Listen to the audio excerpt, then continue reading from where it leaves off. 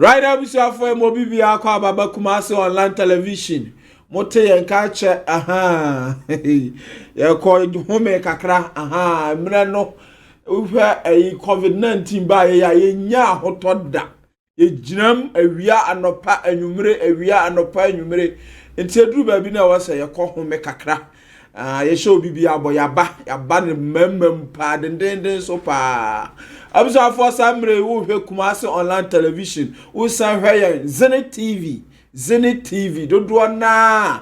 Absa for Munyang who Zenith TV no search it. Zenith TV, the Chagu and Danam and also Namo, call like it Zenith TV, Panda TV, so a dear tree, and also a Chabigu, over also, and also Batianka. Yaban member Mupa, Yaban member in some dorso. Muhu yanso ache ne ya home so kakra tede bia na nipaduano e wo se o ma ne home kakra na ye koy yaba yaba abusafo ansam no doso nsam ya broso wo wiase ha no prophet opatafo wa bedru ya ba ne de no no so aba wa bedru wa wura fidua mu entina nsam no doso na ansa na no tie we ye ba sisia Ewiase na hokwa ye bai wotamfo bisa yen huhu yade kwankro bi da wo so wafo a woni won si so nyina ye yejaw aduma a wafo nyina ye nya sika no nko ye bia na ye basa sika wodi wura wadwadie mu nye kuma enso ni nyina hye wope huhu mu bambo wope se wugina wo sika na wadwadie ana wo se huhu mu ha oben emu wani ngu sa ha mu bia so na efridie fre ane na ye bisa se ne fakwa bia so ne he ye chechire ade so aso wodi fonti ye mfa ni nyina nkoda wodi for patafo the zenith of the heavens gathering ano odifo yi awurade de ne saka no pa enti se ba huhumu nsam dia we yirampim asiadu ono na pata huhumu ntokwa bia enti ne yefre no patafo osofo ana odifo a wo pa huhumu nwosra ade aye awurade adwuma yo odifo patafo akira kwan na obeye hia ye nam fre 0540770896 ana 0206566150 odifo patafo pa kunchira nasi na kuei wo wura pasachia wo bodomja kan chire brechire hunade sa wansan antrebu na fakabonsu jampantudu mirikisi pantampram katachie basa yiri fiado yewo mu awurade difo wo yo patafo ampa o adwuma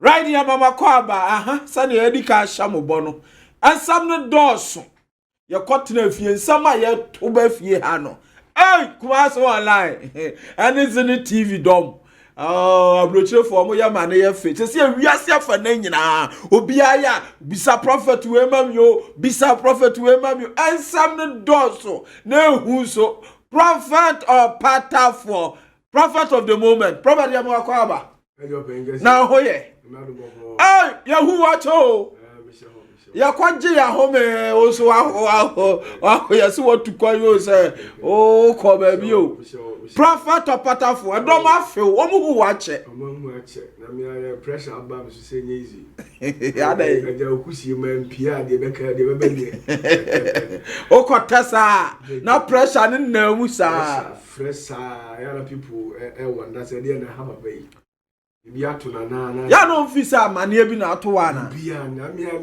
hiye wan bi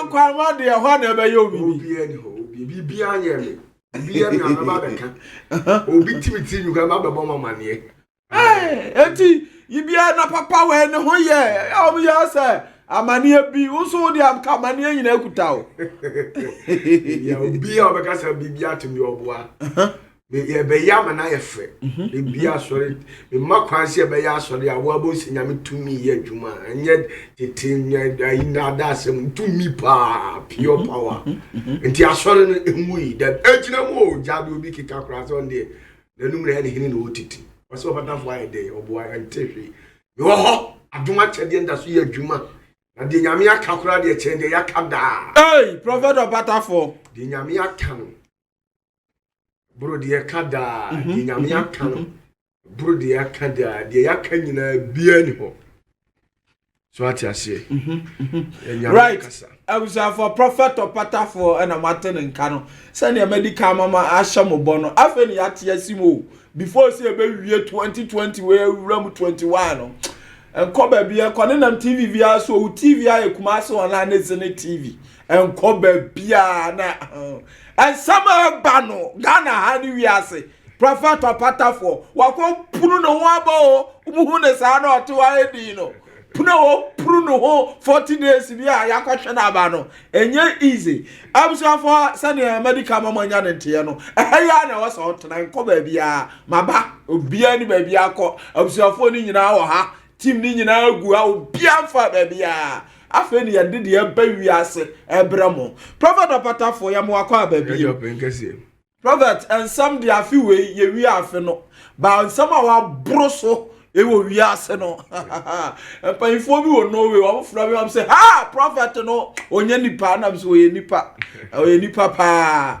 prophet ubabu bo fake Jesus ama we say si a o ka de ya na me ko ka o so say ko finye no o ka na bi ma ya so mo dane na ya o mo de ya de o ko fa den samba no so wo ho wo de o be ka bi aka ne sa ni o si ka no en dane ne ya say wo na wa ko hu awinta sem bi de ba wiase prophet the amount for you no the amount for you no ebi shada ko tena TV bi so na ya so mo na akohu o masem bi beka kusi ensusu abada no ho ahwe a dua de epoma no ya semo prophet opatafo obeye fake Jesus okay o insama o bro so no ya de ko fie kototo no ma ya hwehwe na prophet opatafo ubie ya adwunumo the pope won somebody obabu ma bi didi na chi ya visa ya na ajenkwa na maami nti ya som no ya kasa no ma bebra wakeka ya dwe ho ko bible nim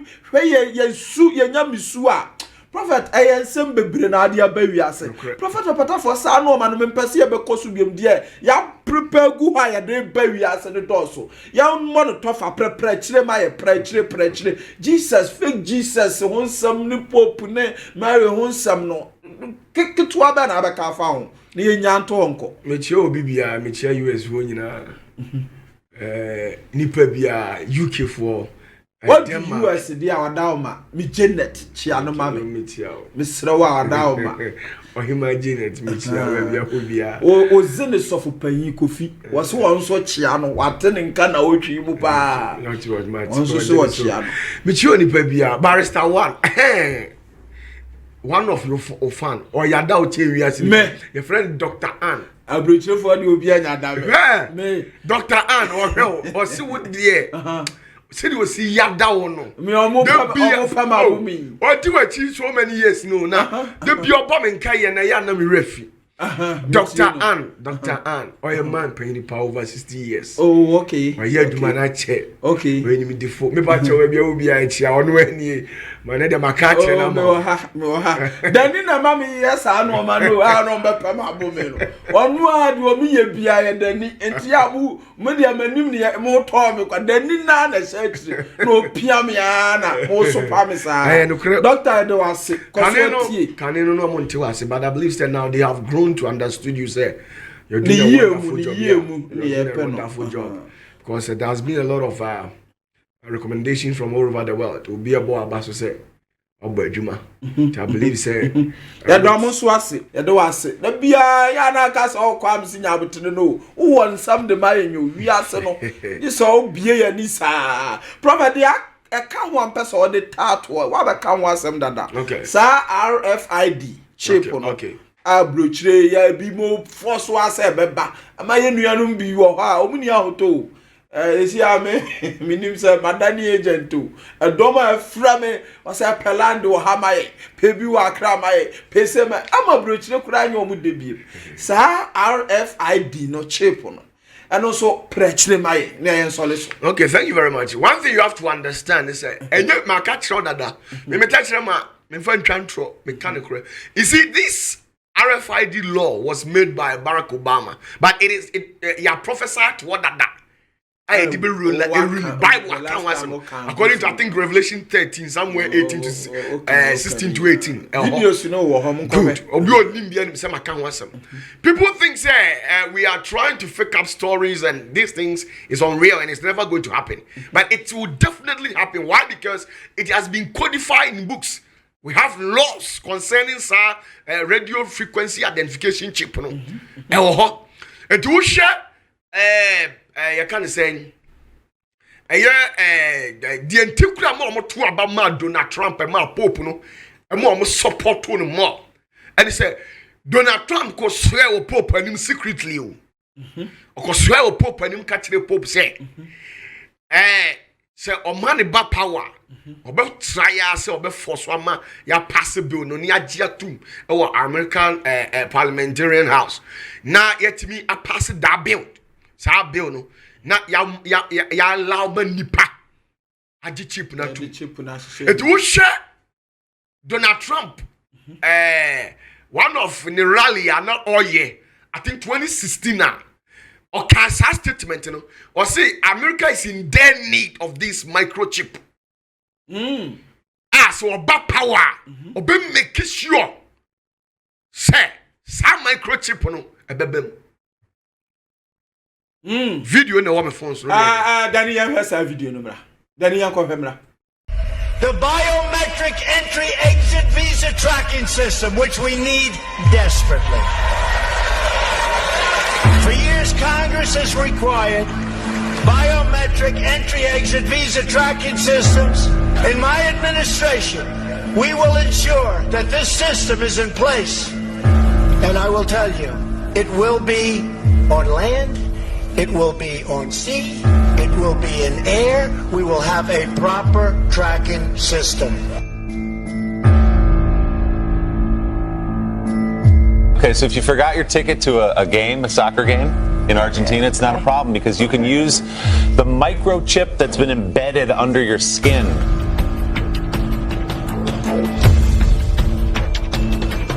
Everything is to access the entire office. So let's see if we get into this particular. This is how I do it. No need for passport.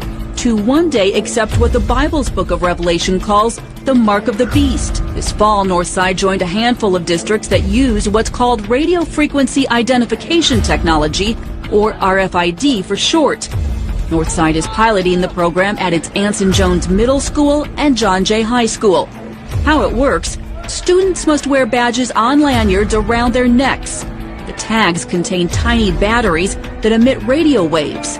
RFID scanners embedded in the ceiling then read the badges and identify a student's location. In Privacy Watch today, the world's largest biometric ID system that tracks more than 1 billion people has been hacked several times. Some experts suggest caution. Among the concerns, ID theft, health, and whether the chips can be tracked by GPS. Most people don't really understand how this technology works, what data is collected, how it's stored, or who might be able to get access to it legally or illegally. Right now, we saw for your mama kwaba video no na mo kope no. Prophet opata for ya kope. Eh ya samo. It was say. Sat simono.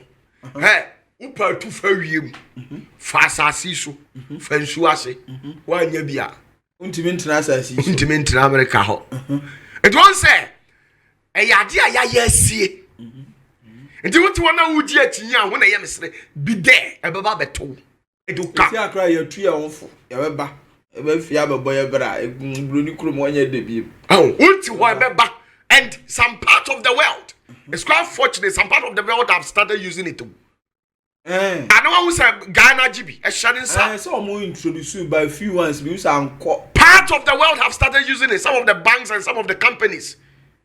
Do research, you get to know what I'm saying. Yeah. The last time we could sending me. Yes. Abadada. I'm so say ababa nyin samu say obi. Ebejin samu the main purpose in here. We say catch us Donald Trump na sisi atemu. We say catch us na sisi atemu. The entire America sa no.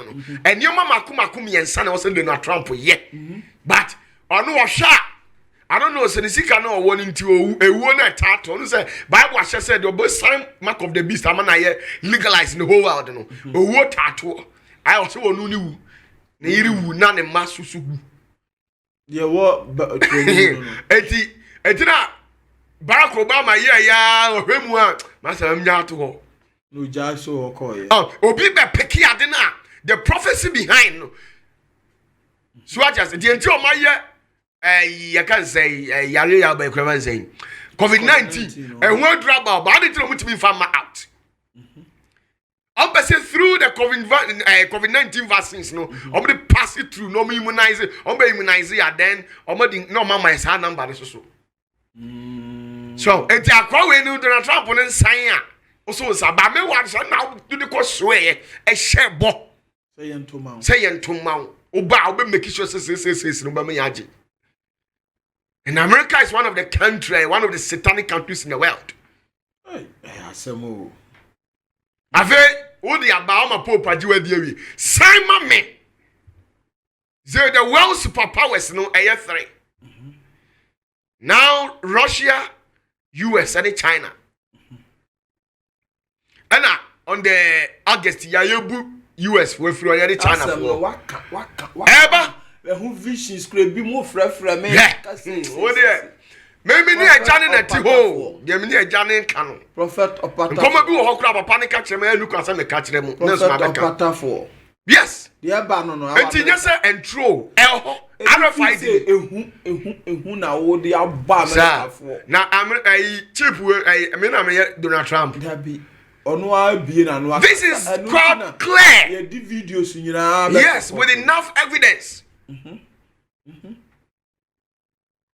what you say? Enti RFID ni there, master UK for we are not be saying it is never real and be there, be joking, it will come.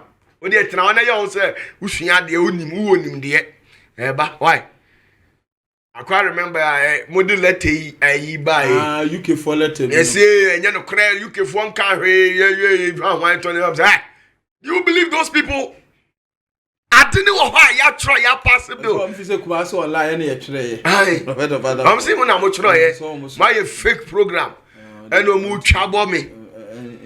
Now I'm saying no problem. Now I'm ready to ho wiase be duru sum. Woni wa time di die na wa be dimi ni na wa be panyam ye chiri kwa be su ni su. This is what is on the way coming. Donald Trump cry away. So why debate over this issue? It is real and it's on the way coming. Marie Prophet Dino, so if so beji aboa ho. Ufisa wonya, misra wudidi a dwene ukurom. Fakakra tu ho bepe dan bia na business biye. Na ho na wote no, ontena wo nche. All right, abisha for Prophet Opata for na Martin and Kano. Ya wromo. Ya wroma fawiase nyina. Ya dodo ho me catch them say koyaba. Yaba na free. Na watwe se na ekọ no de ba wiase no Martin 70 bi na afa ne ye bewuram me see ye wura 2021 na wa mfa Kristo na Kristo na onya da no mfa ne biem abusu aba Prophet Opata for na wote ne ka no samra me ka say abusuafo ni nyina wo ha production team ni nyina aye so den Prophet asamba ko edi ho na ye tam no ye be welcome wo keke ye pese o kire sansem we mu maye ye ka se obi a prophet no obi a seer baseya ye de ni nyina afra Ghana ha de o prophet seer ye nyina de mu nyina afra ye nim difference bi ya ye dance wo timi kan ye ni wani so adi hu no se wo shy enkom ye de seer prophet ye di boom but the last time ni wo di nkomo me ba fie no okay kan sem bia na so we dey metra to the bay program Prophet Opata for baseya woni ye twon and dey en hye nche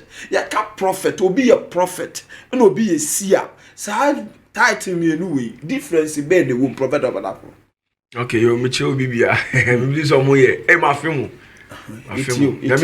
you see in the field of spirituality we have 3 people working in that field. When it comes to, is he a prophetic? Ghana the obi a prophet. No, just say, is he? Most of the people are not. Pastor cry do baby obi a prophet. I saw tears yes say. Oh no, mo ye mi odifo no. And you mo nya na wonim die o. What you say? You see, I've already told you as a man of God there, you need to be an academic erudite or you need to be soiled with knowledge. Now who ni awo ye? Who are you? What identity? What the person trying to say? You were prophets, you will see our. But when you know they have something in common. But when you know so yes a juma, I was soon. What do you say? But omukrampono, apart from prophet any seer na chinu yes our revelator yes ono was to say prophet and seer no also another part but omo nyina prophetic vessel ni bi okay but among sankrofo ni me and sano the prophet the seer and then the revelator the dangerous part the seer no very dangerous. One day paying no only very dangerous. According no very dangerous. Hey, sir, there's a difference, you. Yeah, but they have something in common. In the olden days, you know, sometimes no refer CS as the same as prophet. I don't refer prophet as the same as revelator. But be a revelator or your prophet. No, be why you your prophet no on your seer. Difference. But ya ni nyina brofo ana brofo no se be catch say Bible ni ya ntro no brofo kasem ya tro no Hebrew Greek any Arabic it is obetimi part ni o ma se in-depth knowledge sometimes na ehia say uti Hebrew kasa no etime hu adekode pot ya de boa me no Hebrew kasa na metini nti mitimi hu say na Bible ni ye dey part ne ana Bible brofo no ma translating it dey wrong. Okay. Omanya ni ye. One of us no. Sanity. Ye kase obi eye prophet. Prophet is a teacher. What do I say? That is essential meaning of the word. He teaches the body of truth, the gospel revealed by the Lord to man and under inspiration, explain it to the understanding of the people. What do I say? He is an expounder of truth. Moreover, he shows that the way to human happiness is through obedience to God's law. What do I say? He calls to repentance those who wander away from the truth. What do I say? He becomes a warrior for the consummation of the law's purposes with respect to human family. What do I say? The purpose of his life is to uphold the law's plan for salvation. It is enka. In a physical term now, a prophet is a lawyer. They teaches a known truth. Because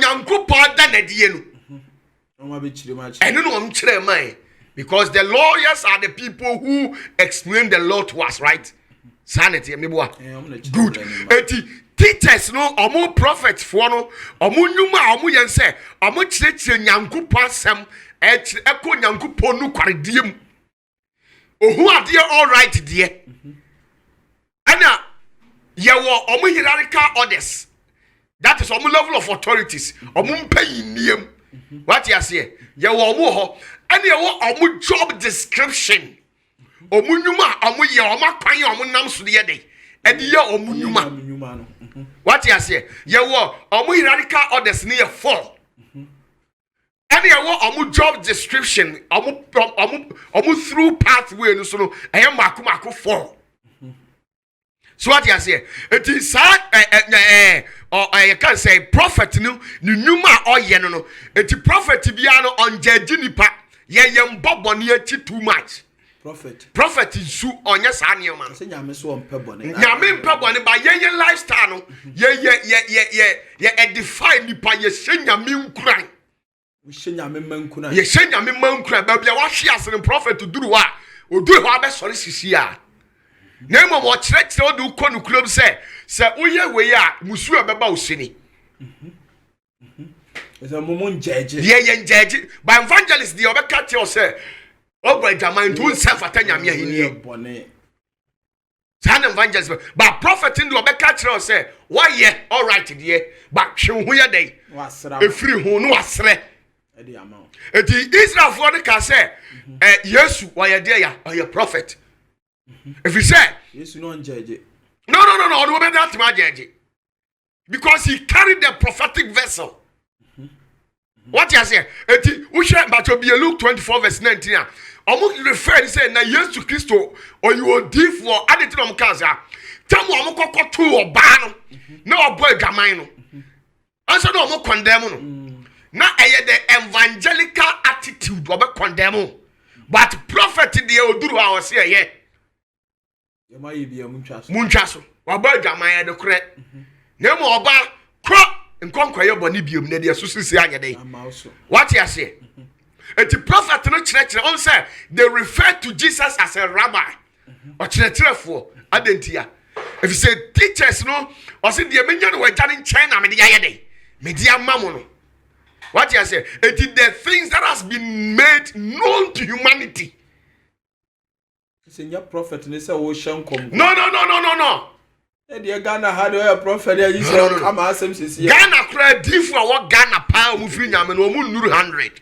Oh prophet yes prophet me na me come through Ghana we are kra prophet no so oh some from na kofa ba me na me kasa me kan kra kire wa ase sir Ghana how do you Ghana we Ghana prophet nuru 100 omu firi nyame prophet egu Ghana ha and come say you see prophet is an administrational officer ba me kire mu betu betin bo hu de enti ame pa Ghana prophet kire nuru 100 omu no so sa eti eduonu nan imu donkro o se say ana o se no say won say o se won say ensembem ana o se no say ye efa Nazareth ni Yesu a oyo odifo a owo tumi oyo de ya oyo odifo Nazareth ni hwan ya Yesu a oyo de oyo odifo a oyo de ya owo tumi yes twaso ho ha it prophetic na ye prophet bi an condemn nipa o sheni pankran o Kenya o mejeje so wa gbadama nti sei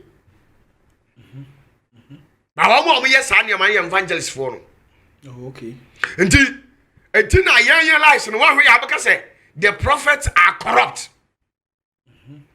also obaye gbadama nti say oni ni wie ba Yesu duru ho no say asimunya no what you say say na lawyers forte obi akowi ade party say we jail no say di ni tu no twitwaje we twitwaje no etwa we out one obo say unim say we pa adenti lawyers for the end ye na iska enye sika samo ojo sika no watch na bi enye sika sama search we mo watch sika de yes mra no no onim good anyway we dey matter lawyer ne kire so woni mra ne say mra na twitwaje no what you say sa na nyame mo himie ni so ti o eti wo akogbo adwaman wonim so obi adwaman eti na Mary Magdalene tam okọ Yesu nche o so mu no o say ah oba we adwaman mofo pa na wo ahote wa permit na mo so mu Yesu say he jai na minim say obey afa mra ne ye kan ho no o say ade obu ni be because Jesus ohu ade ye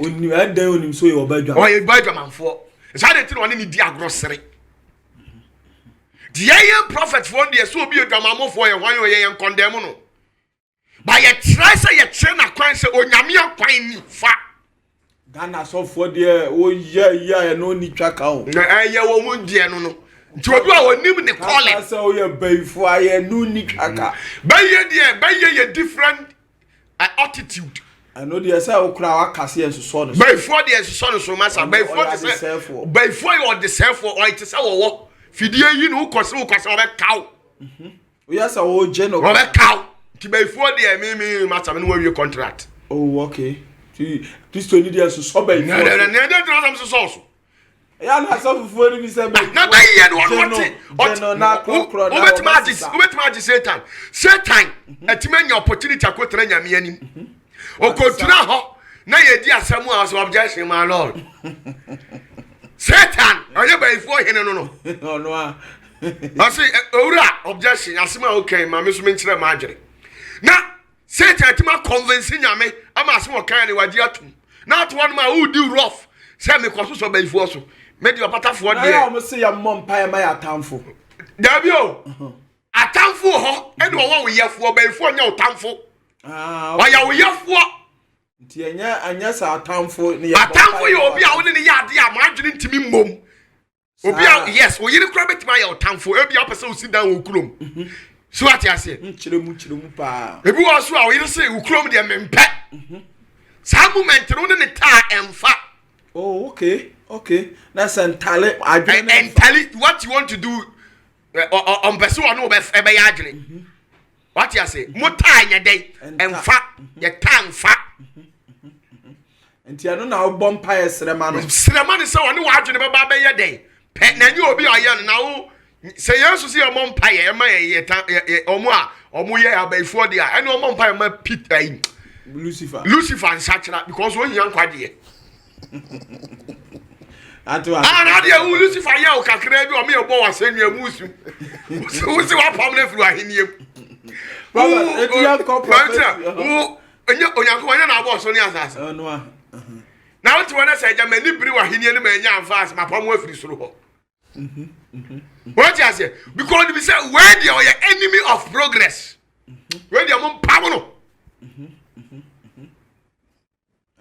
what you say now obi a yiri no fa aduru na nya yabufu aba abe o tamfo that moment udi agrokwa hwa betima ide abon to srema na aboto ya ide akọjọ ne ye watamfo talent woni ne talent woni ne share fo de ye ni se de me obatafo mato ase yanko prophet fo no so enti prophet fo ni nyuma e to we say prophet fo no me corrupt or me this or me that but that is not a fact the prophet ni nyuma na ma ye ma kire wo no o mu nyina ye adwuma o spiritual grounds wo enti prophet dey also hu ade yeah prophet hu ade but o mu no eno ye mode of operation job description your prophet bi hu ade obu a wo ti ne but hu ade okay ti say ye kasagu asumba tu obi so heard what that dream and your job description ye be duru ho okay how kwan o mu fa so ye o mu nyuma okay what you say and send your one revelator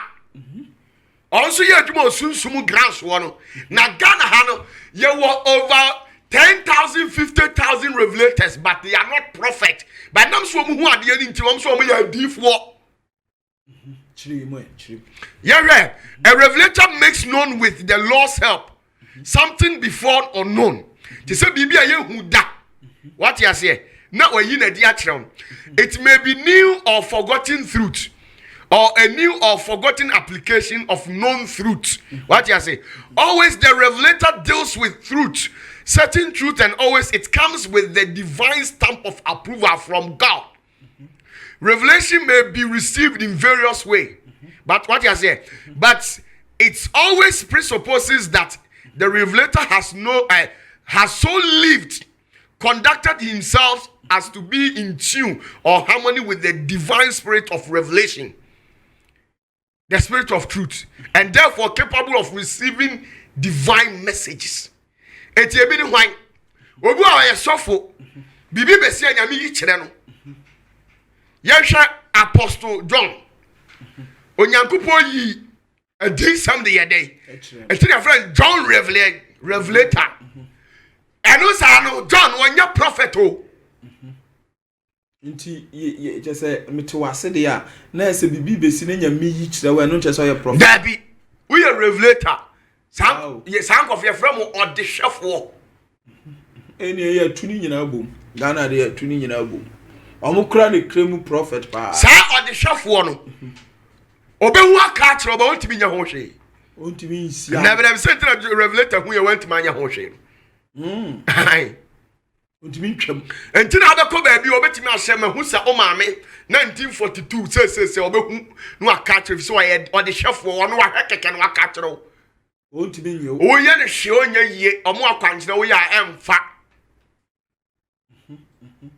It's a software, Sempacafo, a small for apostles, any teachers. Who bet me up a year revelator who are there. But I don't just saw your prophet. Okay. It's a BBC. But I know you are just a revelator. Would you nyame chire on the other day? Wabeka. Swat ya say, but would you wouldn't prophet? And you want seer. Seer no sunu man not to say. Oh no, seer no so no. A seer is one who sees with spiritual eyes. Prophet for no. Ebi mu wa ni but o mani ni nko deep. Yes. I say, serious, no more dangerous. Dangerous. Omu 2 years or 5 years. No, ya Kenya no na eka. Ade eheburu mu kura nyame mfa nkyere no no atimi perceive ko hu. Yes, if you say prophet no na ni ba bia ade se nyame na yi kyere no. Okay. But see ane de ono atime fefe. Yes, our seed in ya sow woni mu. The seer ability, the seer gift has been sown in him. Eti afifi woni mu. A owo ani dada. What you say? Eti no. A seer is one who sees with spiritual eyes. He perceives the meaning of that which seems obscure to others. And you're my prophet who are on Tiasiero. And you're my revelator who are on Tiasiero. Just so see ya. What you Obiaso Dine Jatar Dragos were a prophet, as it can say on Tiasiero. Oh, okay. This so see ya. What you say? Now the seers almost therefore he's an interpreter. What you say? And carrier of eternal truth. He foresees the future from the past and the present. This he does by the power of the Lord, operating through him directly. That is the seer ability. Seers are dangerous. It's not a prophet. Samuel said, "By a prophet, but he wasn't a prophet, but he was a seer." Samuel. Yes. D4 Samuel. Yeah, a seer. Oh, okay. Daniel wasn't a prophet, but he was a seer. Seers, no, omo lifestyle, no, yakasenka in summary. Na Moses so ye den. Moses was a prophet. Moses dey a prophet. A prophet. Etina Moses wade ba ohun. Moses no hu. Ohun ade ba je se nyame apie no wate. Oh, okay. Etina se nyame ansane a prophet has no choice. A prophet is limited if God does not reveal anything because it doesn't have any seed that has been sown in him. Nyame ansane a prophet ntimi nka. Onkare, entina Elisha was a prophet. Onye sia. Entina akwala ne yade na owu no ahu. Ejinisem. What you want the Uradi and Yan Chreme? I don't trust so in your me. There be I don't it has a limit. A different. A obiani ni grounds. What you say? A prophet teaches is a teacher of a known truth, and a seer is a perceiver of hidden truth. Intina sametiwasia. Coronavirus COVID-19 beba pie hu no nkyerɛ so omunya di. Da bia no nkyerɛ so onya di fo. Omo limit. Owo limit. Nti amanfo twa di fo ada pasa ma bia. Da no nkyerɛ so onya we. Okay. Ana bebre no omunya di fo, omunya revelators. But one of the claims were a prophet. What do you need afra? Based on my explanation, you can understand. What you say? See, I know the entire see, I know a perceiver of hidden truth. So no. What you say? And then I hear now on Yankupodi the four codes from the four physical quadrants.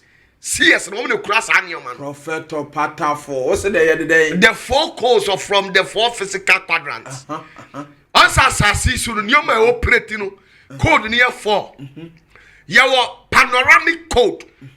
Panoramic code. No. I don't know yet to show information, message, picture, panyan, as it ready say.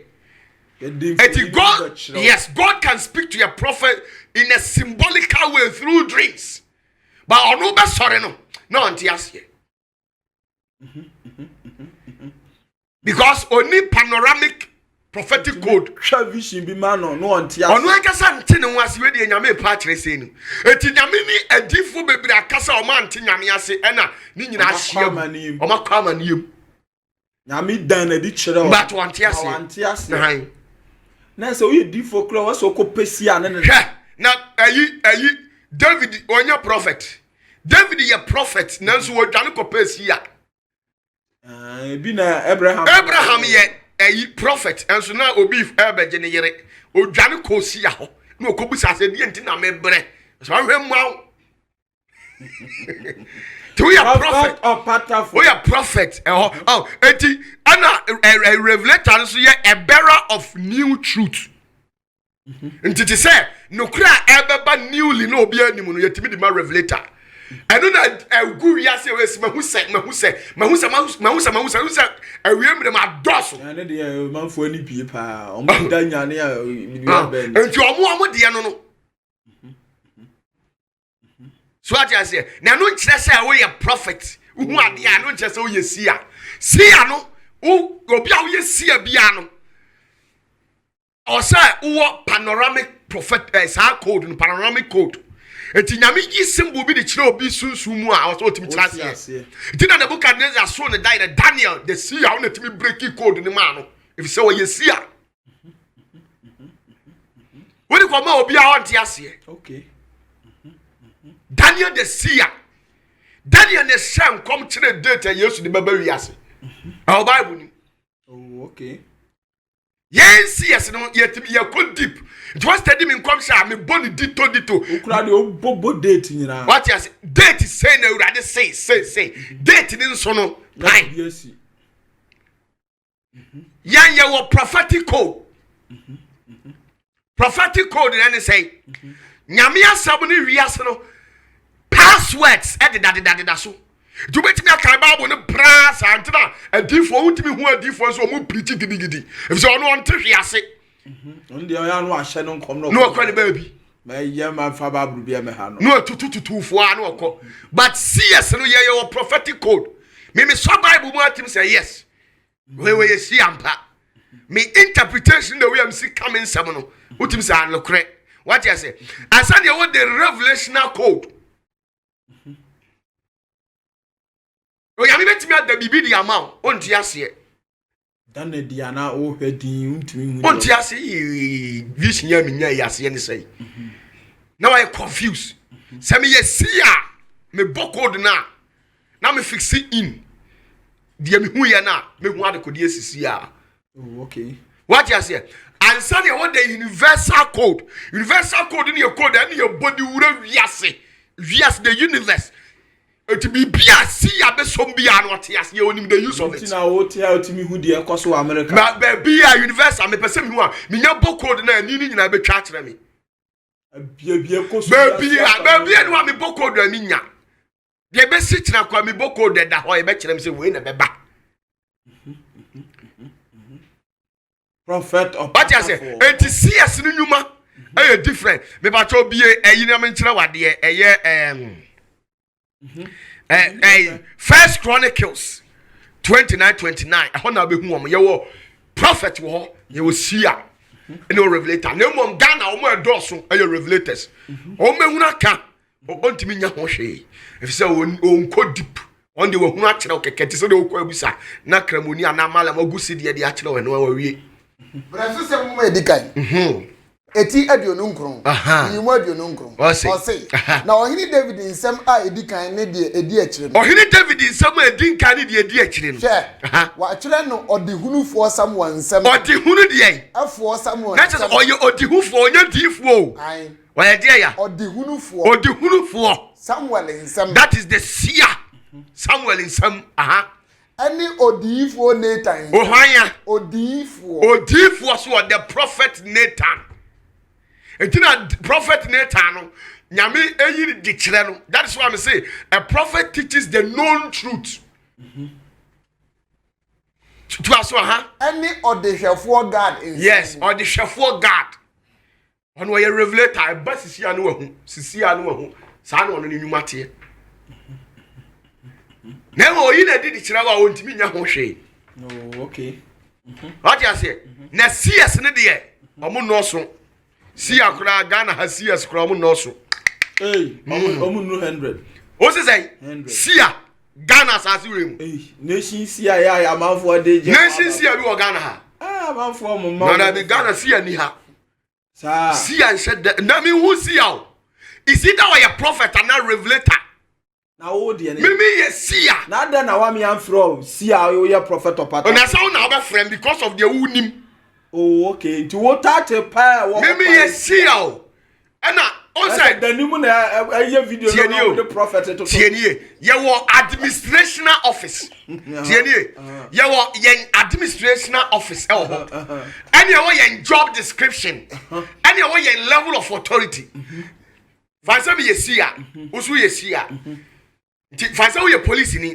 musu be ye police ni but on say wo IGP ho IGP wo ye de ni onye police ni sanete omo sa hene no panyi pa no nti we see ya but ebia me IGP but ebia o ye regional commander I know how you there no.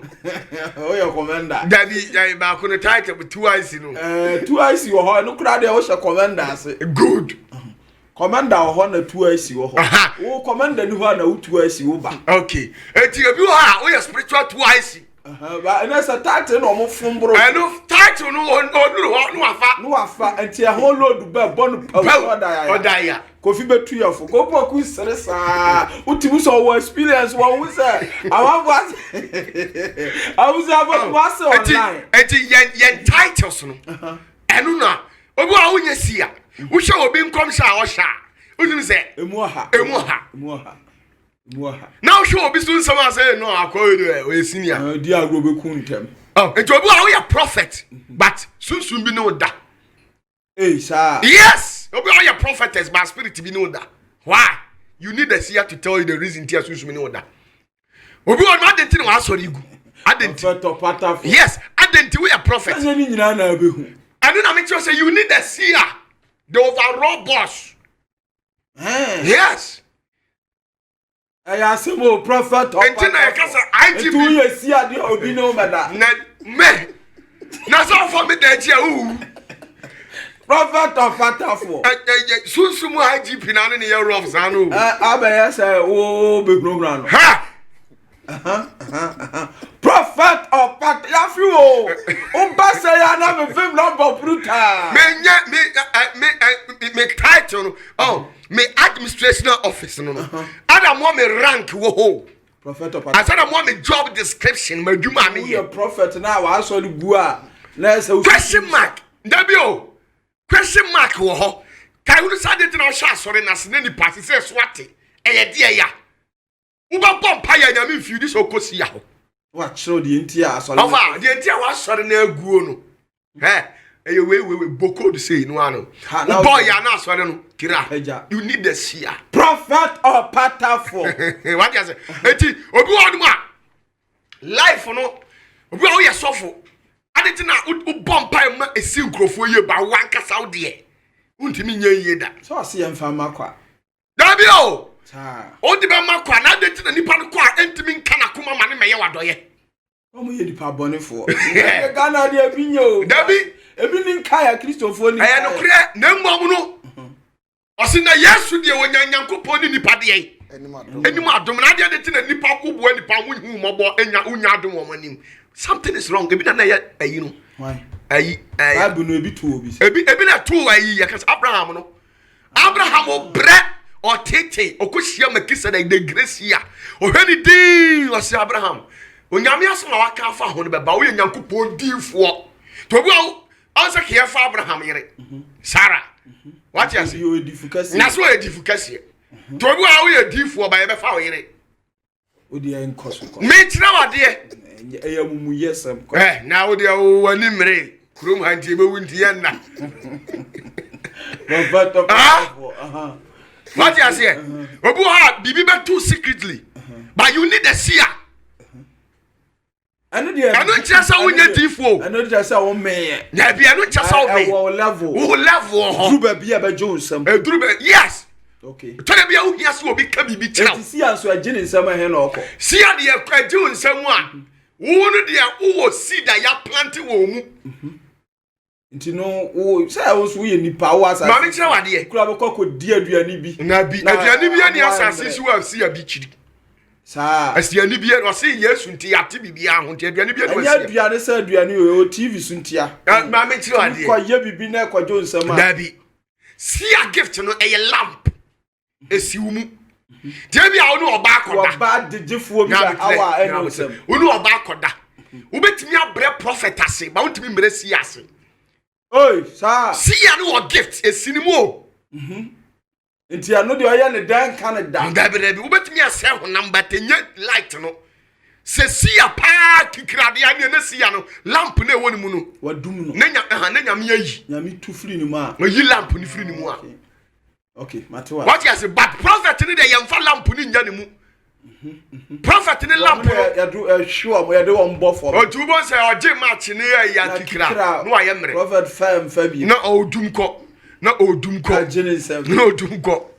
But no basa Wono menkwa. Oyo ba do mi sesia.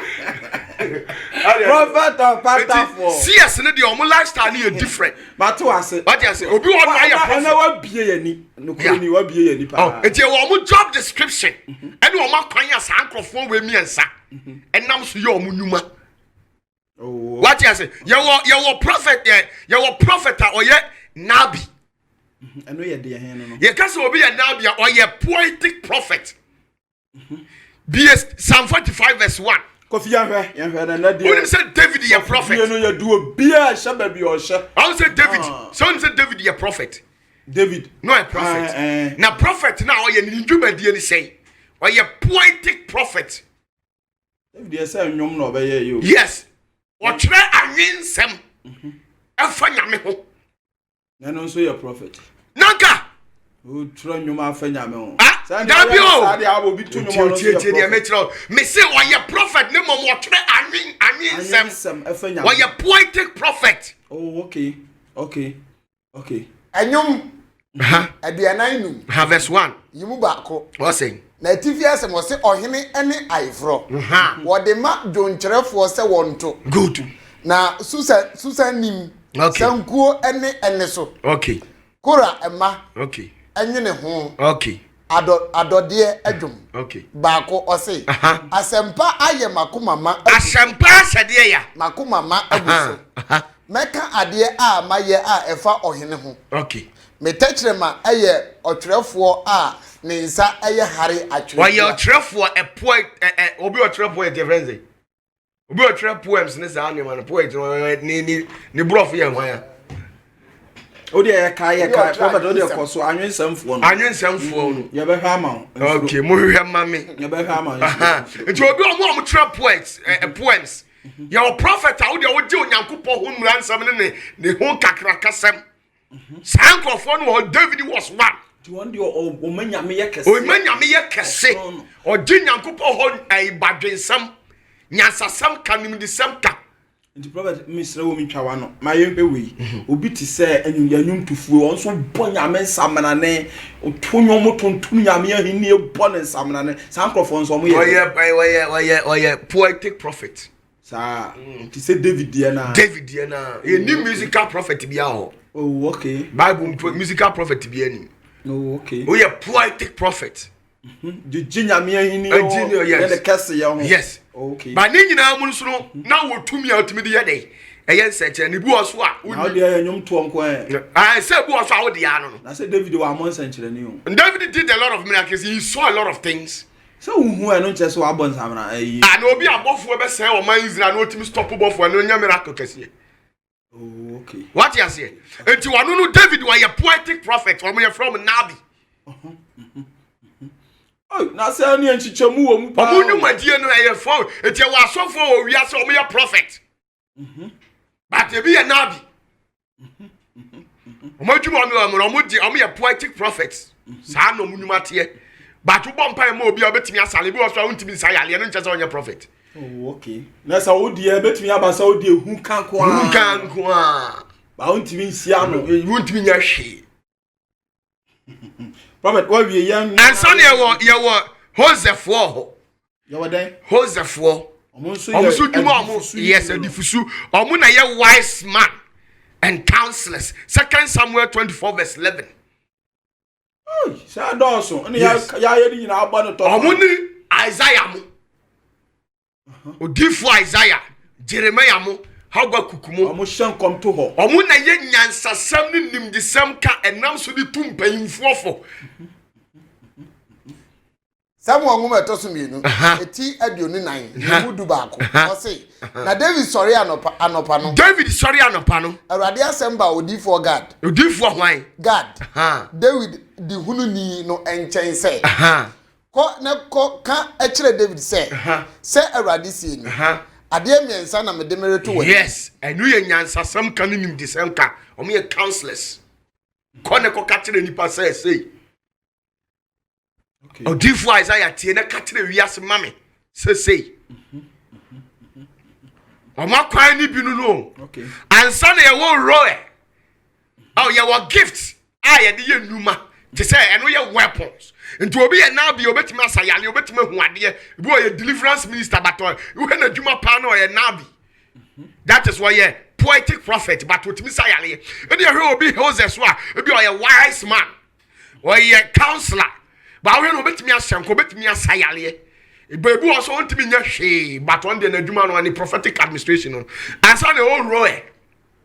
And also Najuma. Roy of 1 year the CS. Also can CS. And we are CS. And now vision prophet. Now I'm so monumanu gumionu. I go hold 1 me and sa. Ya wadi o who are there, but one tenny. Ya wadi o tenny, but who are there.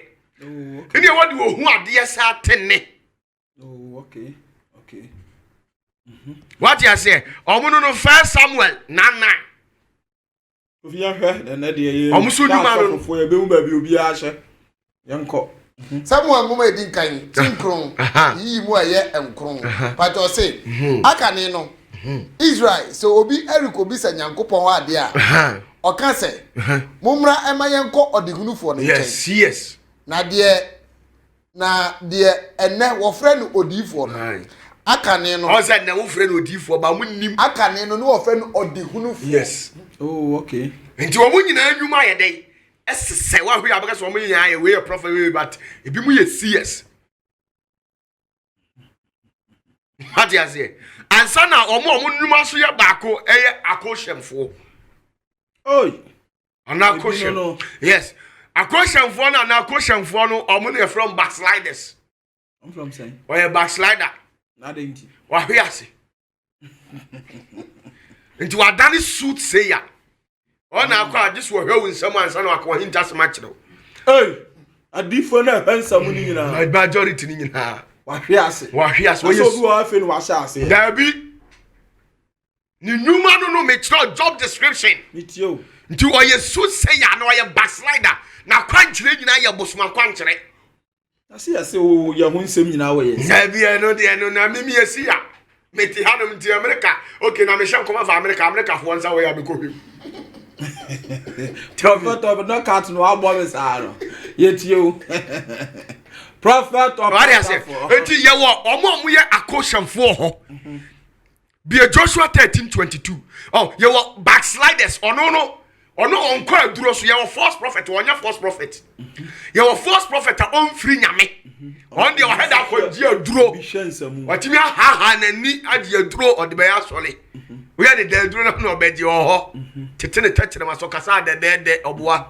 Oni a false prophet. Any wo backslider na su say ya ono on here no ye nyamedjuma ba sise no wa ye mmerenti wode ntomanse de fa kwadu kogu kwa ho ani spray mu nyinara ne ade nyina wode nyina ka ho sise wa ye konfo ba na ofiri nyame no wa tofo sise wa tofo mti wa backslide ba no chese nyame frɛ no Joshua prophet da fa na o kan se mo wa nyame afrɛ no but sise de aye no ajini sem afala vintabia so eti wa mo yusu magical properties and instruments.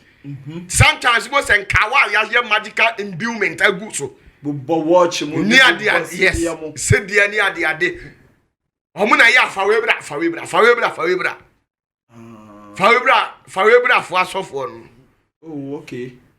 Joshua eti du miensa yimu aduonu mienu o say na boa ba Biliam komshefo no o ye komsheni Israel for the grante kum no efra atofo ni mu wilim die ntia o ye difu ofri nyame o but ohwiase na kwanchi ade ni kwase wo ye no o ye enu o ye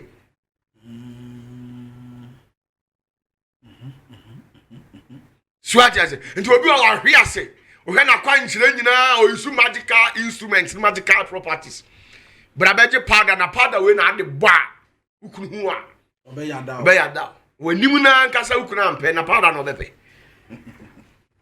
Yes. O nyina use magical things eye voodoo. What you say? Bebre free nyame ba wa hwe as na say dia ye no. Wa use sa powder na enye. Ebi musu use nkun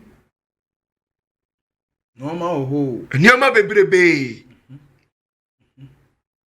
What you say? Omu job description e kwan omu nam so a omu ye omu nyuma no.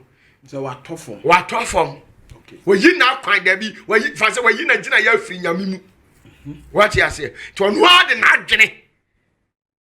Na de di sofo. Edi sofo ya fa nkosua 3 kogu nkwanta we so. Sofo a wotwa moja, eno ka ho. How do you asem kese na akofa? Yes. I say moja no, say Abraham pens rum kumwa. Ema hwan? Nyame. Nyame di odi moja. Nyame. Nyame di moja. Odi moja na nye onyankopon. Prophet of na asem na o. Say nyame wo ho, ene nyankopon so ho. Nti dia moa no mukum na nye nyankopon na iku. Wo be ku hwan? Na say Abraham wo mkokum odwan. O si Abraham wo yede. Okokum Isaac nye odwan na yesesa na mukum. Wontimi nsa fiti prekope. Ti say bia wotuwe ma be kan ma di watem. Akika nse ma mfata. E di achiro. Na so ba na obe rebataya. Na ye gina wo de ya okan so de crucify wo. Abra wo mimi de ne de ya anyedai. Yanti. Say obeka so ma fair justice. Good. Dinka ko bisa say die na si ya ka say wonkum odwan no. Na me de ne say ya nyame amakwame akum odwan de say the Messiah has stepped his foot onto the land. No more sheep killing. No more kojiran so mtwa akokwa kwantire we komfo. Jesus by and apam that no nsem na principalities. Principalities. After Jesus me say yenkum na ntwe bi o Yesu achi yenkum akokko bi double onye Jesus mpesa no ma onje enti no aseme de mo fame kra fam so ti sofu bi okum mu abi wonya papa prophet of papa no pata for asem be na akofa me wodi me pedo so ye papa no mra do ye papa minie asem kase na akofa sofu wodi me pedo so ye papa to me be principalities. Yes, intina omse omukum nyame do obeje. Because enya nyankopon. Nyankopon de onji bia moja bia. You say, edika ye wan ritual wie. Na mom nyame de ukum nipa ma na obeje. Ko nyame be ya, anto a onye nyame. Oyi nyame. Na anto ye nyankopon. Abi. Nti obi ka se nyame di moja tenase ye onu nanim nyame kura o ka na nya de obo so ni asase. Lucifer ye nyame. I'm sorry for your face, your prophet of the Upiana and some about Brusso and Yazio. Then we cannot say. What you say, your friend, Lucifer say, we yanko border. There be. But we also a Yamimudi. Yes, we Yamini Bino. Tis a soft will be because Yamidia or Jim Moja, Mimi you at Yano correct. But two boys or because we yanko pon Jim Moja. Yamidi or Jim Moja. Yanko pon dear. Why you're not the young once? Faso na bra nche. Faso to me be na ope anti wo di Yesu atia wunya. Ano di sam de double kogu nsuo mansa. Di sam de nkokọ 3 konsuo. Di sam de nantwie shefo mansa to me be na opa wunya. Prophet of Patafo. Prophet of Patafo. What you say? Ati omunyi na omu ye principalities. What you say? Nti omunyuma no adifo no nyuma no. Asa de wo omu spiritual ranks. Omo radical orders no. Ade we mi just say ye die kira ade be kyenyen. Prophet dem face. And to dey say ene meja omo ranks no meja to. No to homa me wada homa. Abusuafo kuma se online TV ene Zenith TV so na wo hwe. Prophet of Patafo no wagimre ade ya wuro difusu. No ma difusu no esitie wa oje ne mako mijim se wo tie program no nyame na meka. Wa ho ani bia wa bia wo. Into shabre ne kutaw ba bia ade be fa bia wa ujejireje odifo na be na adwuma wie prophet opatafo we de minim sabro chirefo dodo na be ka so se kofi mi na maye osi akwan the last time I no year program and I obey say ba bia obia won twen na be po wonders ma dance bia o year no 20th June COVID-19 nipa over be 6,000 ya alesano o to agu yase amobia dia dance na me koje ma hu mi prophet opatafo afia ne tinedumo de on visa bra me ye bayibo nsam kra me na mama wo meye program no prophet anu wa ja chine die ana be ba so prophet we na aka fa Nsem agina temu. Me ko nyina na me ne Awurade kasa. Nsem Awurade aka no de nyensem ketwa. Ana Awurade ne makasa because me sheda ne Awurade tena ase busa Awurade se Awurade. Sade ti na nipa ma. Edi wachi na so yehu na nimonyam. Yehu animonyam. Ebre too much. Ana Awurade Nyankopon frame di me gina temu. Awurade Nyankopon start is obusa me questions. In fact, question bi Awurade bisa ye bia no. Bibu kotoyo ho pacho. Hey, na sa what di ho for? Me bi tira ho ma wiase. Na me bisa sa wo pa ho cho de na sa. What di ho for? What di ho for no. To nyame frame di me gina temu 21 days. Ye tie o. The 21 days no ya bobo nsam na wie no. Ha. Na Awurade Nyankopon. We can't say mako 3. Adi kire Awurade wona Awurade gitum. If we say me di obata for no. Nipa bi o hwe bia na me mfa so okọ Pentecost. Na me mfa Assemblies of God ho. Me mfa Roman na me mfa Kremoni ho. Na me di ane say so oji owura no di nko ade a onya dance. Ana say wo kwaji Onyankopon nsam tumidie ne ahoden sade abeye sansa nkyerene no. So nipa no ewo ni nyame wo problem a. Better than nyame aye bibia ye dey. Amano. Ati say wotu yi. Obi a one won ka no wa be fa wo ka, wo de be man. Da bi minim no kola. On say the identity. Enti sa na Awurade di mi gina temu. Awurade toto mia toto me. Ko bisa sa asem no. Sa asem se wo se ka Friday no. En ka me kwaji onyame nsam to mi kasia pa dia be sheki wiase. Mo ma wo se nyame tumi ye dey. Ewo ho. Na no na me show to mi man Awurade say nyabotre. Krofo na onim so akọboa mo no say say. And Awurade di mi gina temu o mu sa 21 days year ho ni o ma nyina wie ye. And afei o ma me kwan we bia dance ye pono na ye dey. Atum. Se onipa bia wo kwan se. Odi adanse. On fa ho ni ba bi ofiri. Bi odi wachi bia. Do oginya me to me die bia no. Me be kire ne de obeya because se nyame be ma to me no ma ho ehun frequency no. I say you what Bubo radio stations ni bi ba me. Kumasi ha. Who the baby ah? Oh Kumasi ha de o de your metro. Okay. Hello FM. Okay, hello. Am frequency you say? 101.5. Good. Eti won to me kura ba. Okay. Enti radio station. I say utuni ya obenya. What you say? Enu na me ni Awurade atena se no anu ma me ni frequency ayen tuning fanya no. Wama yes. Me nko a obi nya bi. Wunya code na na nyame isane. Sa. Wo beti nyame ni life. Prophet Opasafo. Na entema Awurade aka no ehu. Oi anaso we omre o no na fie ha no wo kom de ne pa. Omra na prophet aba. Aha. What you say?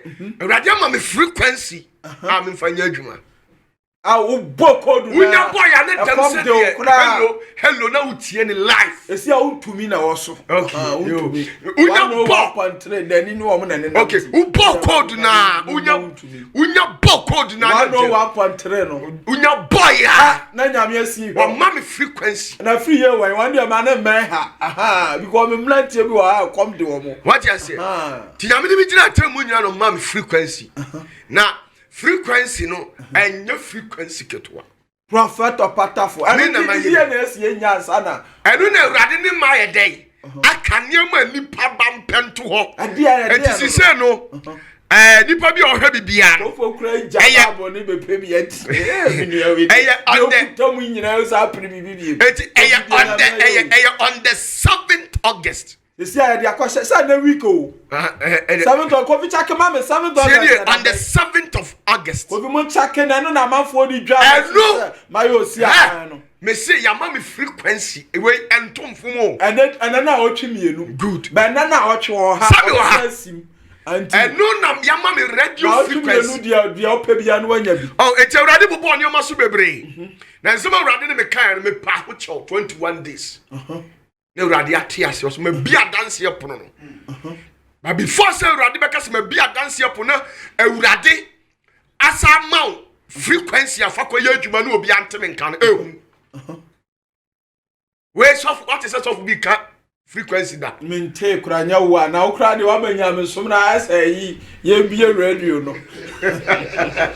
ay nya me som sa dani mo ma yi asemu ebesi ka no ma onka ho on the 7th asemu ebesi na ehu prophet ade an ye behia me pe na me pe hu member the one na tie na begu ha no ano off air na e be ya me begu phone asa me ni dani na ehu na ma ne me say ya ma me de ya code no o say e de ayeko ya ma me frequency ade beti nyame ne life prophet opata me na makanye obi a eso obi nya papa kura o boy fa ho say ti na medin kan sere akosra 21 days ago obi ho na urade ama me kwan say da obebie sa frequency na tumi on the 7th obebie frequency na tumi sa akwakosi on the 11th September, that is 40 days crank 7th to 11th day 7th August to 11th September obi adia dance yesa ha udi ba kura be san didi me na me kam kiro ene ye nyina dia hu magim we are free obi se nyame afre on for frequency mira they say a challenge out the 2 years obi se on for frequency mira be pa ni obi a baby o unya po frequency now o sha Jordan kura obi dia da boy ya na Jordan me pese u free asase su ko sha samado ho na pass Jordan dey sort asase baby a sha enti na wo twesa na wo de no ma na e be hia na de ba me ye ne anya de ba mamu na yan sha de o se awrade di mi gina temu mu no o ka sem bi na enipa de meka je nipa bi as onye careful if you say ade ma enipa onyame na nim hinta nipa eye bone na awrade kan kwan of fa so opagya nipa desani edi nipa desani be gina mpempensu a wadu na nipa desani egya onu nyame ho ya ema ade onyame de ahira no kran o sa ede ye akokrokosem abronfa ni monyam nyede emenyame enu na nyame de bo me a na yan hwade ensama urade ne meka ensam ni bi na tamwa onipa ba yan hwe Ezekiel chapter 16 o emi ne urade akasa na me frequency no hey kofi de yan hwade nyame ka ni bi na de ye betwe yan ho afiri ho a ya twe sa aja pe wo ji bi na si ade enye Ezekiel chapter 16 or say those suffering hours time when ni pebre wo wiase kwa ni opeki nipa Ezekiel chapter 16 verse 1 to 6 the Bible say tie ni ye na urade asemba me nche oni urade ka chems opatafo to aso onipa ba ma Jerusalem enhunu na chiwade no onipa bibia na wo wiase bia na wo TMCC a me ma huru dia wa yenti a wo bompa ya nyame mfiwo na kase na me kan kira wo se urade nyankopon ka kira urade se me kan kira wo nie wase ene wa ase no ene wa asase ene kenafo asase so ene babia wo a wo hwa mi nyankopon Kenya ye ewo ne nufusuo enti urade se owo de wo to asase pam asasa nka wo ye nhira na yo odefo wa brabom na fa ye hwade waja aye amorini ye ka se amorini a waja aja no aye asem you are just a spoken word of the Messiah or Elohim we onyame asem ba ko a wote wiase o se asem ne makwa ebeye die nti aye dey suma no na sa ye dey akọ eti wo ni nipa na ohwem sisi ano wo purpose nti nyankopon suma do ye dey edu ba ye na ye hwa de na wo na nso eye hatini wo na ye hatini na hatini na wo ye sisi ano ye bubu amwa ye pasa nine na wa wo mu de tie ni ye ada ye wo no da wo no da ye wo no wa ntwa ufunuma ye ntwa ufunuma nti na ye twa ne ye twa wo umbilical cord ni bi wo so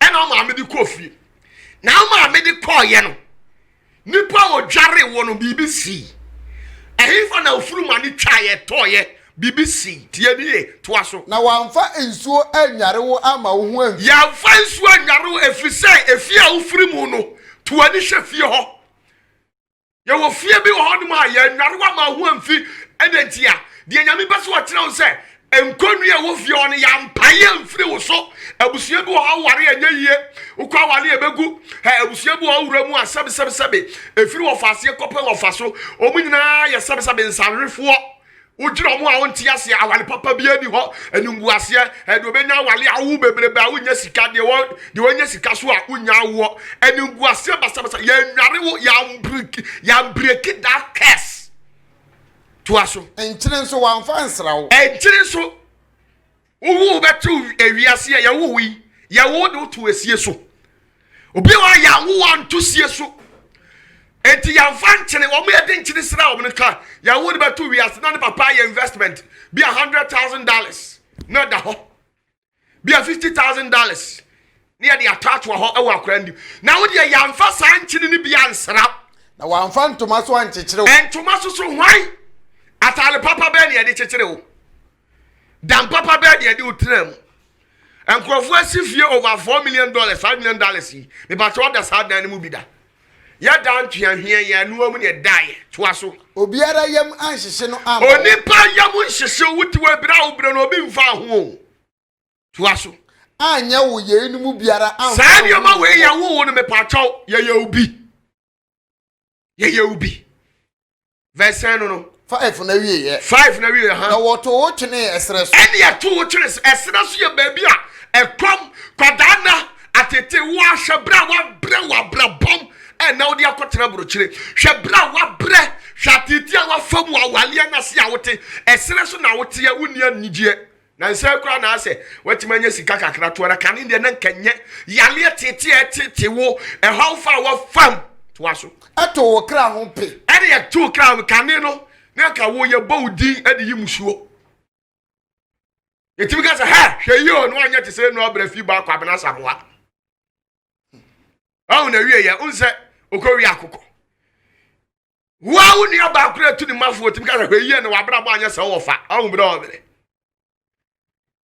ya to kra ho pe ni patimi di watam for no reason adenti ya to aso dana wo no a dana wo na ezia ana me besane wo ho eho na urade Nyankopon se oti osoro musoro ana ohun wo ani osane ye ehunu wo se wo bo adapa se ye bo adapa mojamu na me kame kire wo mojanumu se verse no ensia no se nyankwa se ye dai nyankwa what na se hwebra wa bra nsa na kodura brochire hwebra wa bra wa brabonim esunu nyina mu hwekwa afaso afa Libya kopia Italy hwekwa afaso ansa na koduru Germany ufi se nyame nsa ni mu anka betimi akọ enu na urade si oba bu be ka cho se me ba obre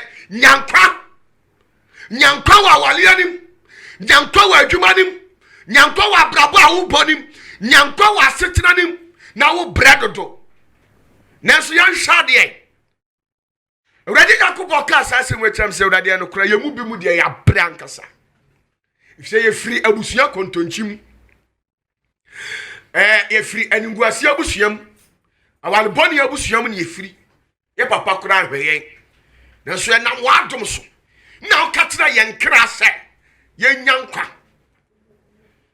enti urade wo bua ne ye na ya hwade na urade be kasa na tama wo hira me no enti the blessings God blessings came tama onyame hira baus no obi wa pagya wa hwiase obi wa ni nguase onyame hira no ba ne ma nkoye edi antia me pate ko onyame hira Ezekiel wa verse 7 to 14 chapter 7 verse 14 what is say 14 ne say wo shene totrobento eho ana urade katira se bra wa bre wo abusia bi na hwekwan ofa so urade bie kwan ema wo nko a ko abrochire hwekwan wadwene ho eho na urade shan totrobento verse 7 na ha to aso Ezekiel chapter 16 verse 7 to 14 16 Ezekiel 16 eho na ye di adwuma ho na temu no wo Ezekiel chapter 16 verse 7 to 14 Mahoya. Verse 7 to 14. Okay, 7 they say. Me ye wo dodo empem ho ano se enwura mfefe. So urade kati o se nyankwa no. Ehon was start ye o se dodo empem. Kane no na nipa bebre didi wo nsam. Hwede we na woska. na ukwa hwe abusuafie kura no asem sifia na wo ne yefrew hwe de we nyame pagyawo wo benya sika kese toaso na wo dore ye kese toaso na wa fe aburo so na hwe de we na nipa kamfo a sister hu ayefe efise de nioma koyie na nigye waware anim na umpoku abuabuei na hwe de we a wo ya baba wa wo si su hwe de no sabe umpoku agiragina so boy kama aboboy na de say ya bo achibidin na wunyi sufui na ushow na hunwi bra de we na so wo na nwi ni nyina tutu na so na wo dadeja tama na wo bra ywa nyina o na ofiefuo nkabere chichirefo no me da so ehwe urade pagya wo siesie hwe kwan fa so wo si wo first house kwan fa so wo gi asase kwan fa so sika bi bebo mu the top plot hwe kwan fa so to aso na wo nam kwatere kwa wo ni kapre ya wo maami $100,000 bi eso say na wo bebo bra be nya sika watimi atofie watimi asifi watimi agi asase wonsi kura gusu a wusi wonu kwan fa so urade na bo a won sutie nie engoche na mesane wo ho ana mehunu wo na urade hu wo na hwe eye wo bre na ye wo bre no ka say emre ya aduro eye me bayi mre odobre eye enigie mre a me pesa me bayi enigie na me de mentaban me trewo so ehwa na urade de wono ankasa de ntaban trewo so na me kata wadaja so na urade kata wo nakedness na wo ankaka ne ye point yensa ekani muase e kire na nipa respect wo afa nipa bebu toaso na me ka wontam na me ne wo eya apam ehwa na urade ne wo ya apam urade nyankopon asem ni verse 14 no hwekwaya nyankopon faso a opagya hwekwaya nyankopon faso hyirawo hwekwaya nyankopon fisa wo hyirawo kai mra bi ka wo toyo kai kwan faso ato first car usire nyame na nyame hyirawo na to ka okay ya hwa de na ho na urade ka kire me say after so wo hyira ni pamma wie ye no ya hwa de 15 downwards to 24 so say 15 ne ko say na so wo de ho to wa ho ofeso nyame hyira wie ye na do ho to ajapade a wo so na wo bo adwaman gu fe wo bo adwaman ye ka say adwaman a nya se no obi kodanko o abususam kan obi o ka abususam afa de nyame nkrofo okra na aka mo nsem tama na oni bie na da so ri fio da Pentecost afa de unya bi wie no si church kra ye scam yes afa de o si adifu abanyina anka no kore obu nyina ya aza mfiri nyame ye nyina ye mfiri nyame de bia bo nsam na afre yen oni pa ye wie ye no start ka bususam wo kan yo man sem fatato aso na wo hwe wadwama mo egu obiara a wo twam so nipa bia wo twam bia wo try say wo be say nyame dwuma ene no die yes okay can somebody chire nipa yes say no obi ko die o de bia obi twam asofu we onye papa o sofu we onye say on say de aba de bia nyame sase so wo man kakra no de wo ye no toaso na wo fa wo ntade no bi ede ye sansa wa wo nsonso me ya ho ene nyankopon say ba bia ya kogina kodi nkonkonsa ba bia ya okokko keka onu nyame adwuma ho nsem no de o kana di for nsem santare na na kane wo tipetu Pentecost na usum no ode ma ho no enu bi na ya Hausa fa na sa de ahya kodi nkonkonsa toaso enioma a etisa bi emada enioma bi mada ya busunioma enu na wo ye na erenye sanso toaso dunson na wo fa wo enyinie fefe no na wo fa wo hwene fefe u chains papa na efe no kane wo dress a wo kwa sorry say wo dress a wan ko engagement akọ party cause say o si asofo nyina ya azan patafo okra ka ho me kura de me na me di nkan o hwene fefe no wo fa ya ha misika ene mejeta a me ma wo no bi sika na me de ma na de kwa gaga wa yi ase yi ba wo bonsan kwa sorry na de 1 cedi ni nyina wo complain ye ka no o de ye merema ho ni fai o de ya yesam kakrakasam e na dwa wo ha tie mi eno adwa say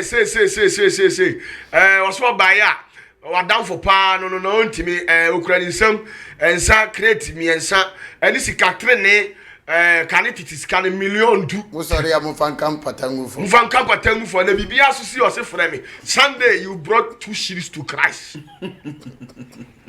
ena urade to ana ya ni sika odi esra wo no and now did this help the fans were yes what did you hear prophet opata for to aso na wo di bi bo adwaman so what did be boy adwaman so mema no nyame hira ugu ma so ma ri omo saa gwadwama so yi wo ho etwam na we twam we fa wan kasa kika odi adanse se kane na odi na naso wo ye ohu bi si se de ade agu afa na jigu ya de odi ade agu ni bre Kristo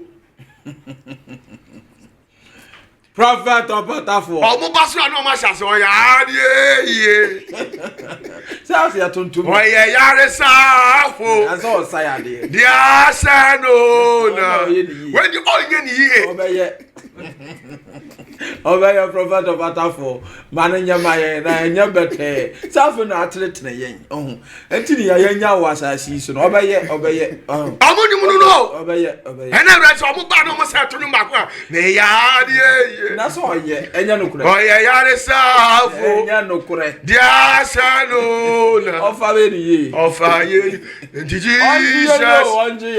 Jesus refrawo one flow kofie oni ba bia akọ yaba je enu ti na mo asa to aso charges no do watwe na wo de wo nkire mu ntade kata wo ho wo de wo nkire mu ntade na wapam ku wo se nka so de sheda da ho aso fie nso da ho wo yes engagement ase wedding ase ho na da ho na wo de wo ngo ene wo nuhwam esisi wo nanim de ye ni eye nyame ya ne se sika no de ma na de to spray no wo de spray no gu ho a na de che gas ama Ibrahim obesra kofi pokui o ha mani wasi ni nyina ka abrabo no who spray who a who prophet opata for who spray who a o de chinges prophet opata for ajo bro nyambe ye kakra o spray who a de come ma no make say yes o ye premier we do ye premier ni he say premier no so to ya ha de ye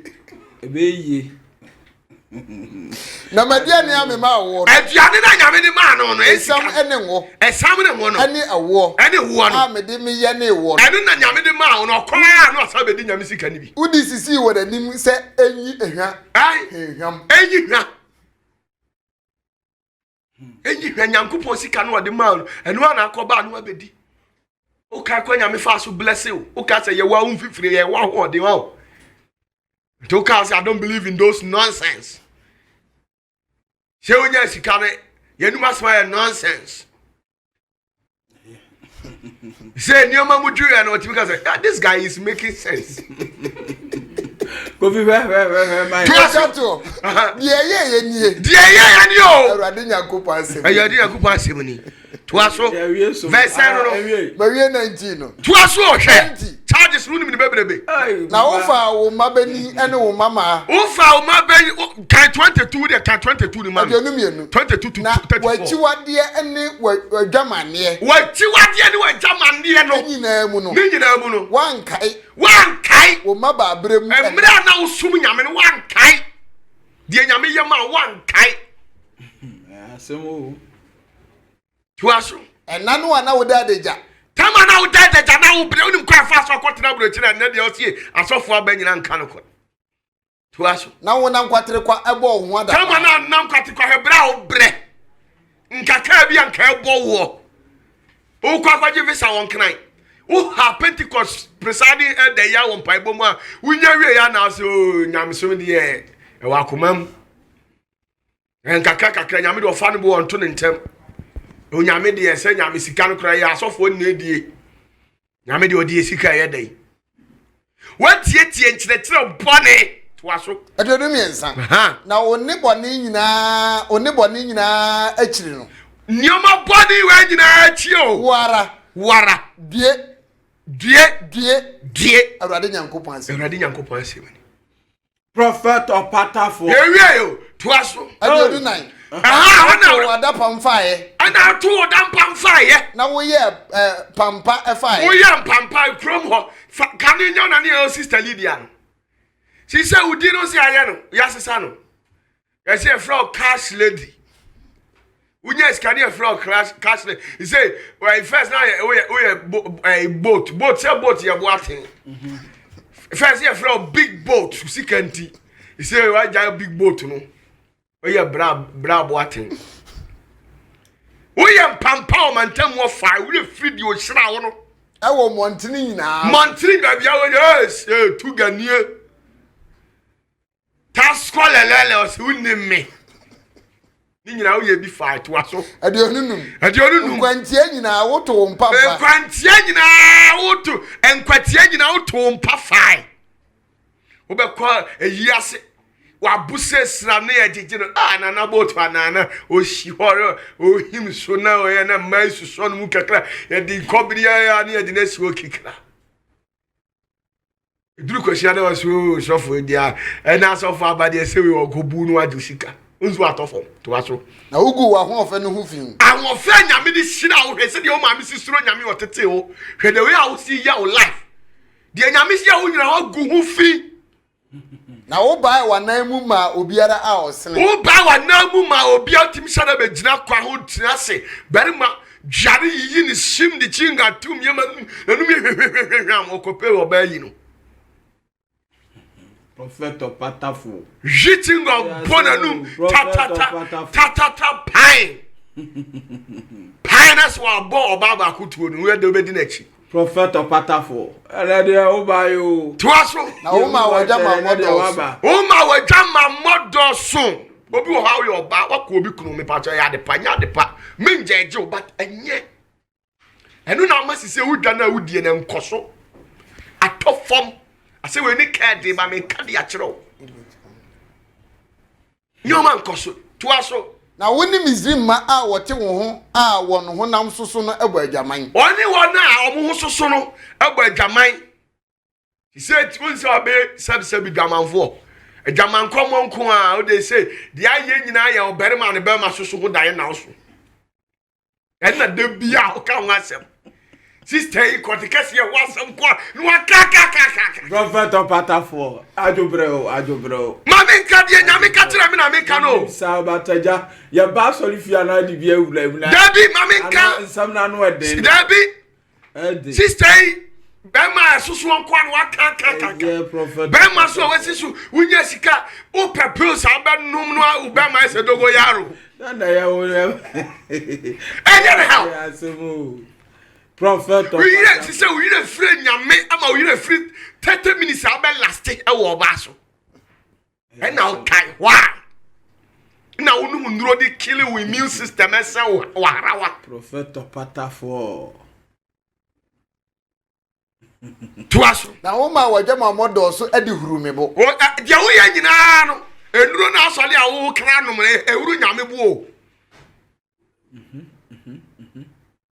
aye nyame ya say sister adwuma mo na ba bia wo ye etire ya na wo ye no aye nyame ya say obi ba wa wontimi ka say sister yesu mu odo na tim ka say sister duro ya ba die mfa to ba no bi hwe wo be sisi ho so oye no ho aduro prophet ewrade say obodo aye me ya do mo ya me na ya me ya sister yin kan kwade asem e be sisa prophet to aso ha de onunso na hwe wo na metene me nsa ahona ewrade atene ne nsa wo so na meti waduane a me hye yeso afeni wate wabra bo no so unsese wa mo abofo na me yi wo man se watamfo nyame abufu so nti nyame na yi wa mo watamfo Philistine-fo watamfo Philistine-fo no a wonani ewu wa hwehwibo abepe no verse no adionunso no 27 28 no odi kan 30 ni kokora 30 ai 30 na ko kan ai 30 ni ko e ko 34 se wakuma asi ahojo afa an se wa hojo nso wanu ho abra boni nyen ko yie enya enko yie bra wa nya ya enko yie tuaso ha awrade nyankopon asem ni se wo ye yenum a eye oba adwamanfo a oso ni tire no ene ye enu nyina we ye we ti se sabe predia sati so oba asem we tutu ni esuban if is on the day bi o dare a na adre se o de onipa be de e be to fo tuaso woto wo dampan akwan nyina tie akwan nyina mu wa wonom nsa emape sabe wo sa nom enkrofo enioma yi bi abrabo basa bato so wa ogidi se nyame hyira eye denti na kofi fa sa enioma wo nyina de be ka abrabo ho nyame honhom afiri so se kura da wo so nso daye de obeso da so na ekrokro kokodesi wa pempem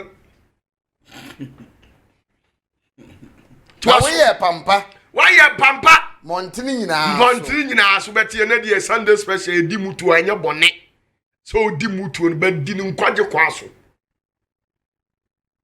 kwaje mutu obe na yesita yen gas ne yen prafo nyina kogo edi mamai woso yetu sachira ye ladies Prophet Opatafo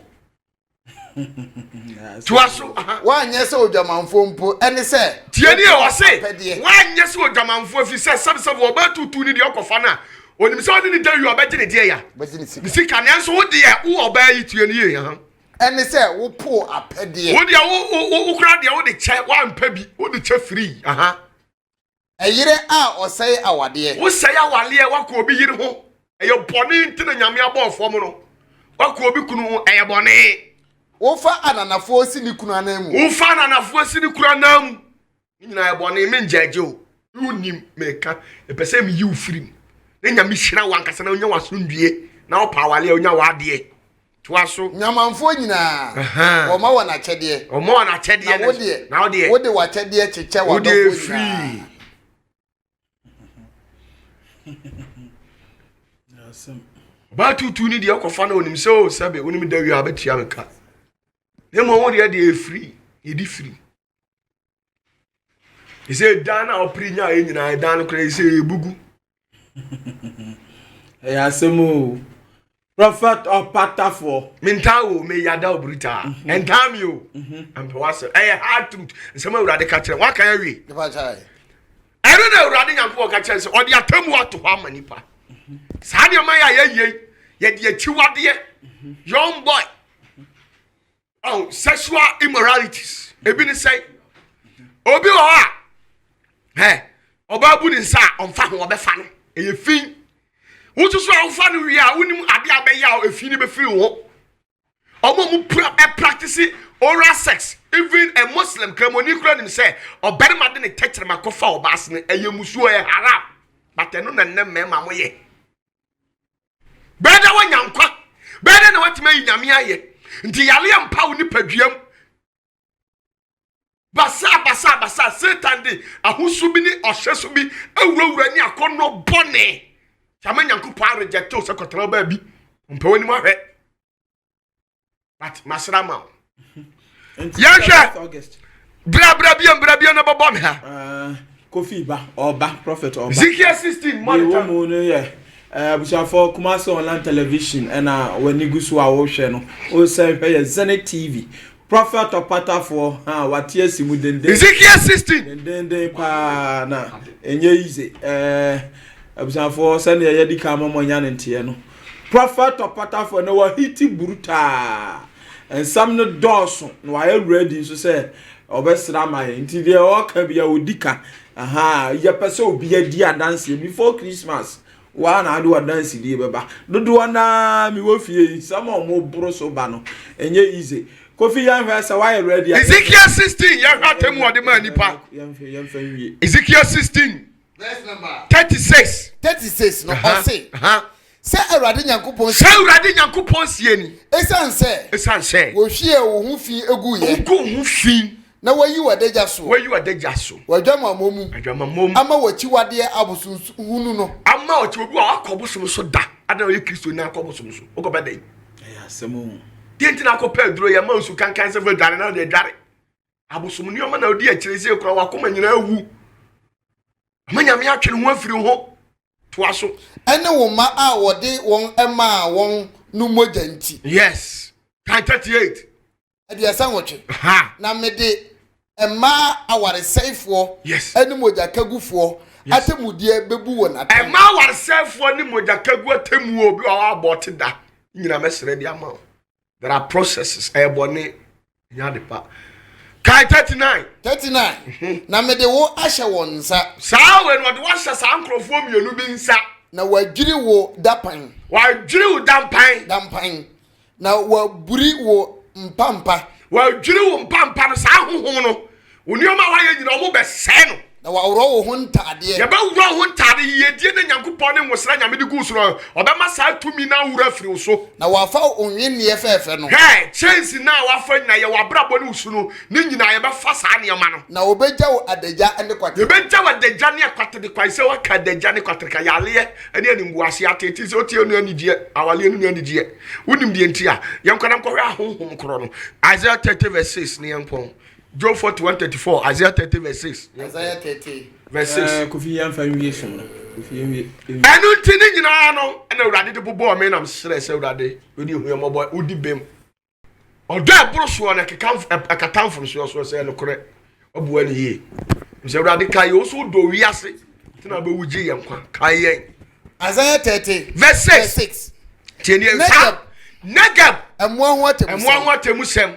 Wofa ahuyehie ni ahuyehie mutina amabeche do akofa ahuyehie mu no 20 ahokyere asase no so ahokyere sai ahokyere asase so nkwala na wo mu nyina yasewo de jataberie ani jatani ni eni na obeso da na jata be ma ni jata ba toaso de hurutia ani owo otuo owo mu amuhuru wowo ewo mu daye mu no e fight against money ahokyere sikasem na wode wonioma agumfunu mu achi ye de agumfunu mu achi na wode akorade aguyom achi ye de aguyom achi wakorade braba na obre pe no ni nyina no susum na nka first na nka ohira wo se ya de ne ko na wode ko oman a wo ho emma wo faso ye de ko oman a ho ni faso nti se otuo no anso wa brabo nyina wode aye ntete timi ma Africa beda ba Africa o visa o paper we take it to club to me atwa abrabo nyina ye ntete enso obi ti asem wo fa wa kwantu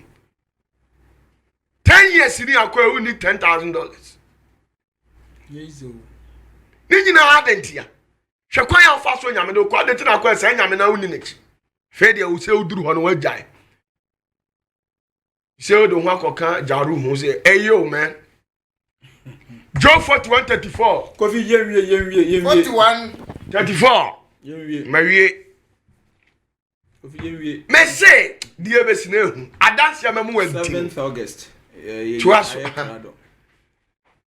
Job 41 verse 34 about 34 they say ohye ade a ekro nyina we ya danchamere mapo ya friend Leviathan on hwe ade ekro nyina so enti wo mu aso dan na wo fure bepo na so wo ojale wo mu krom na nkokọ na boda mu nyina curse susumbo ne ha ono eni ahokyere ma nyina ahene ono ni ahokyere ma nyina ahene omo ahokyere omo owiase susumbo ne we na yi wo Leviathan obaso da no ogina nsom no ogina techem watu na wie okaka so for say nyame a left o na nka da so ti de odie ni nyina I wrong things etu nyina ne sa ne ma mfum so a waye we no na me nyame atena se ode me kwa temu no mapa cha 21 days waje atu and wo ma me frequency na me frequency no ti eno next week and how do etiti ade oni pa bia nkopa pure hanky white 3 Makuma say 3 Emi sape hanky white 3 good na dey bim na pe communion one communion one no misro chire mu ye woni na ko fa de akohowom misro ebi yo bi sunsun sasaburo na be wura mama ode nkrofo bi a minimum omo di didi kan I say ERICK yahu ode ye so woni na ko communion alcohol mu adwuma medu no me di akire misro memfa alcohol nya hwe kopa communion one yare bia daus bia ne mabie epono no de ato me jimi di meyam wo se nyame ayampa frequency ni ya 963S onti ase me no enti hanky white communion one na oil no so baka ho ana ma oil no so taitire de unyo de abeje odi tantantam yes oil no nka ho beje odi tantam prophet opata beje ni tantam na oil no okay sa oil no sa me frequency ni ka ho nti enioma eye no ehu enra najo kra be kai me prophet no anajo woman bi minim sami modin o register that life Amsterdam mama fa Joyce no kwa Joyce for the so do so o Amsterdam na prophet aha ne kura kai me onya oye no o say one man code o sha se first day o de bomb fire ni ho na beginning na ne ho ya ne basa no run kakra ono kura nka ne so o say na aduro no o say ma aduro no o say enya oyo ne o patafo aduro no o ye ya fe o na ni ko ni sanda ya ponko fitaa bi na wonam wiemu di na chi sa ho na ni te yes no say ano pa ponko fitaa pa di na chi na say obisa me se me misa ma de wako huni o na no akira sai prophet Badafo we de na nke ni ko asem de ba TV so ba akofa ba ye na ma misa so a be on sa me miesia on sa me miesia sister Joyce Amsterdam me bre de na nra ponko fita na akira se prophet ponko fita o nyame hu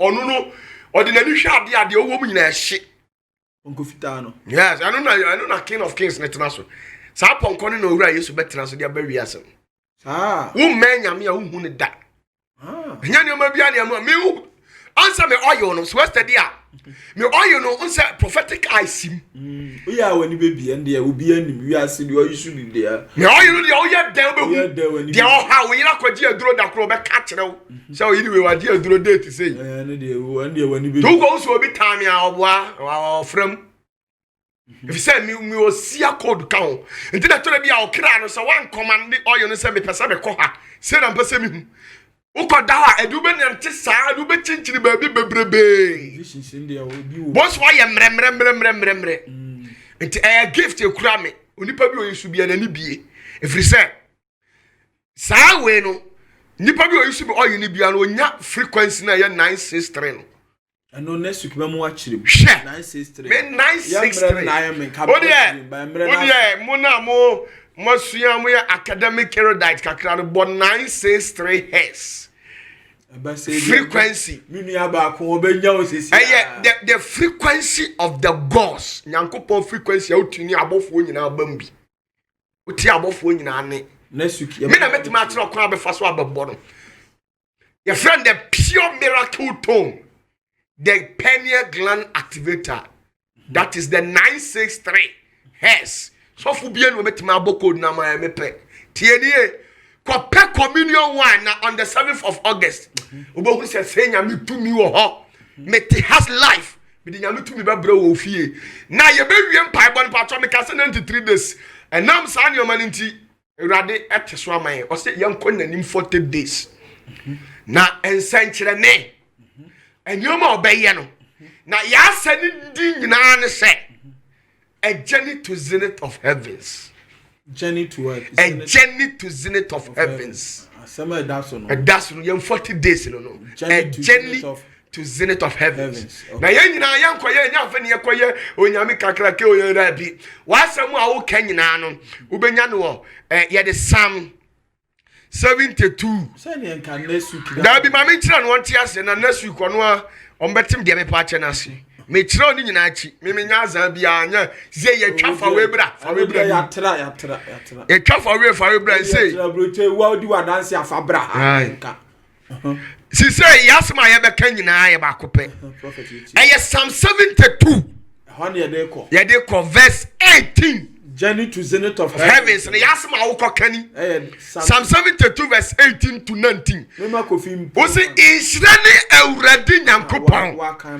Israel Nyankopon onu nko ye anwanwade na Israel nanim onyam din da na nanim onyam nhye asase nyina ma amen amen ti asoma be kan say Israel Awurade oni senkyere ni Nyankopon you are the wonders man enti kopa wa de to na mamu ahusen nyame ho wo de si kire yale ehum HIV AIDS asthma hepatitis B cancer masa men cancer for we bra men cancer for we bra no ma ehia a white handkerchief me ensa communion wine na prophet Badafo ye you wie abusuafo prophet Badafo ena wa jemre de awuram 2 solid hours enya adeketwa yedi mu besi ana otwesa na besi yate asim me na me call leave ba maba ensam no dorso ya jabi wa ha ya mfa bi anto ha enye mre ne ko enti na otwe se ne waba no ba sha no so se 7th August and wonders no the year be 20th June no enu bi no obeye no ode ye course no ha o ya purugu ya ba bi a ye ba ya wonders kakraka si Ghana no eni wi asi nyina no ebi na eba no 7th August we dey no ma me nsape pe oil white handkerchief communion one Kristo mu de ye kronkron de ye no no yene ho nhia next week ye de be see how to abusuafo ni nyina nka o hwe ye Kumasi online television ya bounce back and ye dey so sa na Zenith TV panda so fa adwuma de ni bi ye de mu be see ya edamase mo ma ba